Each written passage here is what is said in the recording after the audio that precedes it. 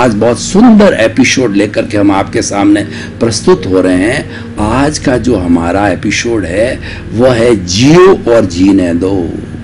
भाई और बहनों, ये एक ऐसा समन्वयवादी सूत्र है कि अगर ये विश्व की 7 अरब की जनसंख्या अपना ले तो किसी को कोई तकलीफ नहीं हो सकती है। सभी शांतिपूर्ण से अस्तित्व से जो है जी सकते हैं।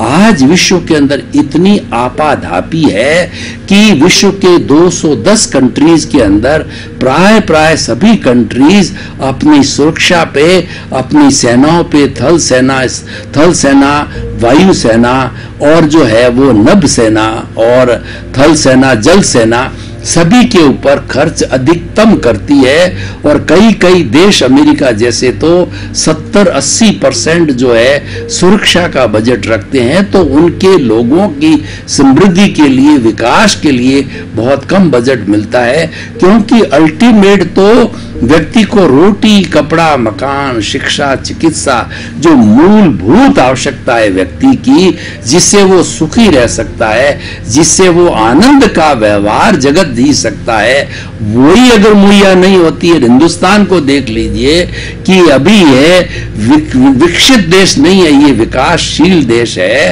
तो अभी ये विकसित होने वाला है, तो वहां पे बहुत गरीबी है।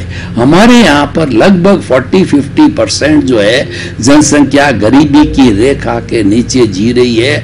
और बहुत से हमारे ऐसे भाई बहन हैं, उनको 2 जून की रोटी भी नहीं मिलती है।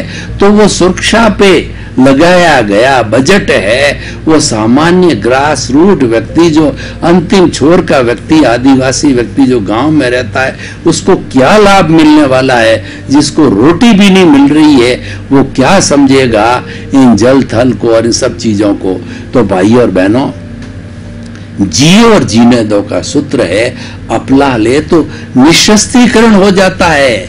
हमने भारत ने पूरा धर्म गुरु देश होने के कारण, जो हमारे जवाहरलाल नेहरू जी ने एक पंचशील का सिद्धांत यूएनओ के अंदर रखा, विश्व के सामने रखा, उसको बड़ा अप्रिशिएट किया गया। उसके अंदर मुख्य बात यह थी कि हमें हर व्यक्ति के अस्तित्व को स्वीकार करना चाहिए। हमें किसी व्यक्ति को दुख और कष्ट और पीड़ा नहीं पहुंचाना चाहिए, जो हमारी भारत की संस्कृति है। भारत की संस्कृति यह कहती है कि मेरे द्वारा किसी भी जीवित प्राणी को किंचित मात्र भी दुख न हो, दुख न हो, दुख न हो। इससे अनुप्राणित होकर के हमारी भारतीय संस्कृति, हम आर्यों की संतान है। और हमारे मोहनजोदड़ो हड़प्पा की जो खुदाई होती है, जो आर्यों के द्वारा बसाया होता, उसमें भी ऐसे अवशेष मिले हैं कि हमने हमेशा आध्यात्मिकता को और दूसरे जो है वो जीव के, प्राणी के अस्तित्व को स्वीकार किया है। जब हम दूसरे के अस्तित्व को स्वीकार करते हैं तो हम अपने अस्तित्व को स्वीकार करते हैं, उसको हम अहिंसा बोलते हैं। और जब दूसरे के अस्तित्व को नकारते हैं, इसका मतलब हम अपने अस्तित्व को नकारते हैं, इसको हिंसा बोलते हैं। कैसे? मैं आपको उदाहरण देता हूं कि मान लीजिए कि मैं अंधाधुंध जो है वनों की कटाई करता हूं और उसका फ्लैट बना करके, और मैं जमीन को खोद करके फाउंडेशन भर के और जो अटालिकाएं खड़ी करता हूं, तो इसका अर्थ क्या हुआ? और वो अटालिकाएं, एक बात जरूरी है, देखिए यहाँ नीड और ग्रीड का फॉर्मूला समझना पड़ेगा। हमारे जीवन में 2 तरह की चीजें चलती है कि हमारा ये शरीर है, हमारा नहीं, हर प्राणी का शरीर होता है। और मनुष्य जो है एक सामाजिक प्राणी है, उसके घर होता है, गृहस्थी होती है, माँ बाप होते हैं, बाल बच्चे होते हैं, और उसके साथ में अतिथि देवो भव। हमारे यहाँ की संस्कृति क्या कहती है? साईं इतना दीजिए और जामे कुटुंब समाए, मैं भी भूखा नहीं रहूं और साधु भूखा जाए। हमारी भारतीय संस्कृति गृहस्थ जीवन ये कहता है, इसलिए गृहस्थ जीवन को तपोवन कहा जाता है कि कोई भी बाहर का जाना अनजाना व्यक्ति आ जाता, उसको हम अतिथि बोलते हैं। वो देवो भव है, यानी वो देव हमारे घर के अंदर हाजिर हुआ है। उसे हमें जितनी उसकी नीड हो, यानी उसको भोजन की, पानी की आवश्यकता है या शेल्टर की आवश्यकता हमें देनी चाहिए।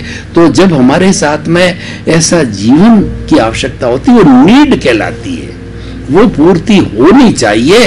और हमारा भारत का संविधान मोस्ट डेमोक्रेटिक कंट्री होने के कारण इतना सुंदर संविधान है कि महात्मा गांधी ने देश को आजाद करवाया तो उन्होंने सर्वोदय और अंत्योदय की बात कही।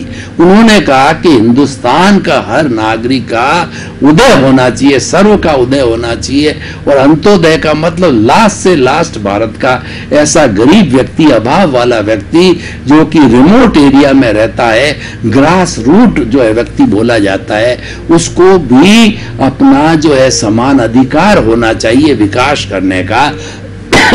इस कारण हमारा ये पूरा जो है संविधान बना है।